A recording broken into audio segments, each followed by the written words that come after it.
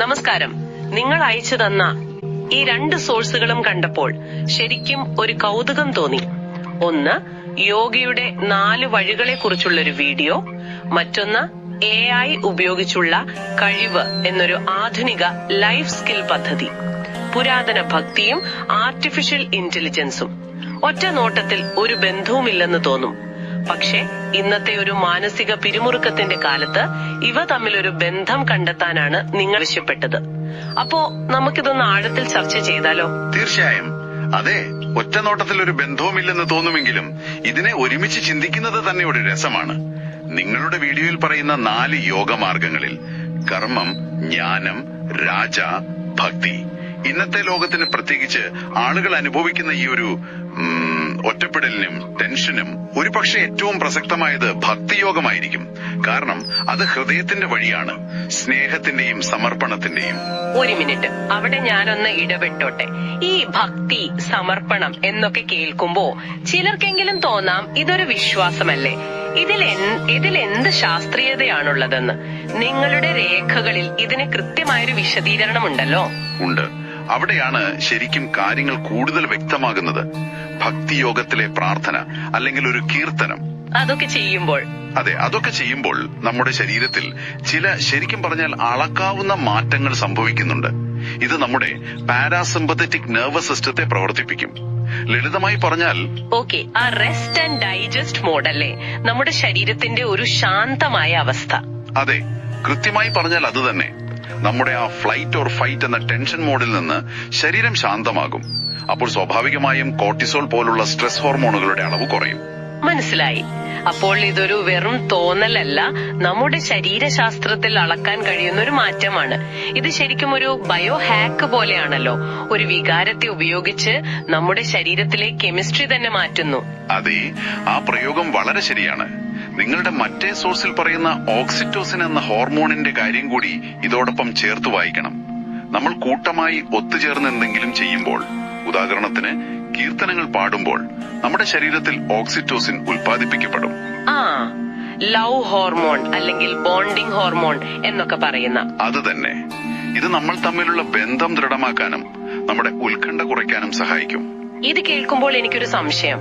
ഒരുമിച്ച് പാട്ട് പാടുന്ന ഏത് ഗ്രൂപ്പിലും അല്ലെങ്കിൽ ഒരു ഫുട്ബോൾ ടീമിന് സപ്പോർട്ട് ചെയ്യുമ്പോഴും ഈ ഒരു ഒത്തൊരുമയും ഓക്സിറ്റോസിൻ ബൂസ്റ്റും ഉണ്ടാവില്ലേ? അപ്പൊ ഭക്തിയോഗത്തിന് എന്താണ് ഒരു പ്രത്യേകത? നല്ല ചോദ്യം. അവിടെയാണ് അതിന്റെ ഉദ്ദേശശുദ്ധി പ്രസക്തമാകുന്നത്. മറ്റു പല കൂട്ടായ്മകളും ഒരു പ്രത്യേക ലക്ഷ്യത്തിനോ വിനോദത്തിനോ വേണ്ടിയുള്ളതാകാം. എന്നാൽ ഭക്തിയോഗം ലക്ഷ്യം വെക്കുന്നത് ഒരു നിരുപാധികമായ സ്നേഹവും എല്ലാത്തിനോടുമുള്ള ഒരു കണക്ഷനുമാണ്. ഈ ഒരു പോയിന്റ്.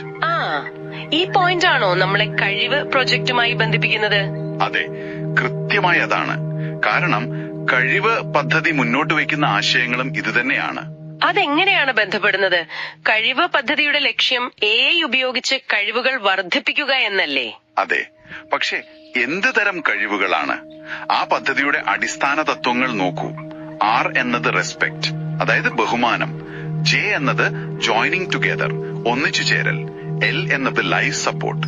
ഇത് ഭക്തിയോഗം പ്രായോഗികമാക്കുന്ന ആ സാമൂഹിക ബന്ധത്തിന്റെയും പരസ്പര സഹകരണത്തിന്റെയും ഒരു ആധുനിക രൂപമാണ്.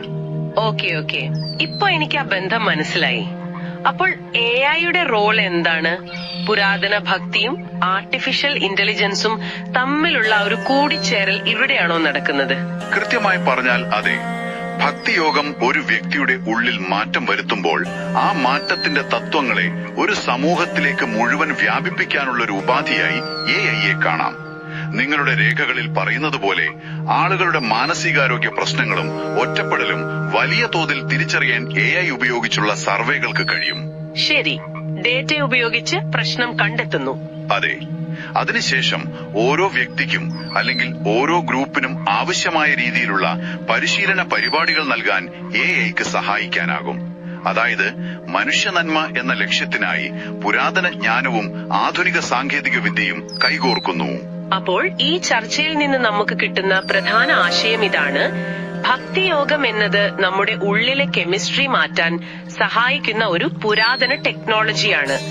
കഴിവ് പോലുള്ള പ്രോജക്റ്റുകൾ കാണിച്ചു തരുന്നത് AI പോലുള്ള പുതിയ ടെക്നോളജി ഉപയോഗിച്ച് ആ പഴയ ജ്ഞാനത്തിന്റെ തത്വങ്ങളെ ഇന്നത്തെ കാലത്തെ വലിയ പ്രശ്നങ്ങൾ പരിഹരിക്കാൻ ഉപയോഗിക്കാമെന്നാണ്.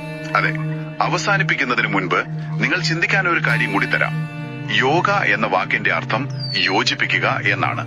നമ്മളെ നമ്മളോടും മറ്റുള്ളവരോടും പ്രകൃതിയോടും യോജിപ്പിക്കുക. നമ്മുടെ പൂർവികർ കണ്ടെത്തിയ ആ ഒരു മാനസിക സോഫ്റ്റ്വെയറിന്റെ അടിസ്ഥാനം സ്നേഹവും കരുണയുമാണെങ്കിൽ ആ സോഫ്റ്റ്വെയർ എല്ലാവരിലേക്കും എത്തിക്കാൻ സഹായിക്കുന്ന ഒരു ഹാർഡ്വെയർ ആയിരിക്കുമോ ആർട്ടിഫിഷ്യൽ ഇന്റലിജൻസ് പോലുള്ള പുതിയ സാങ്കേതിക വിദ്യകൾ?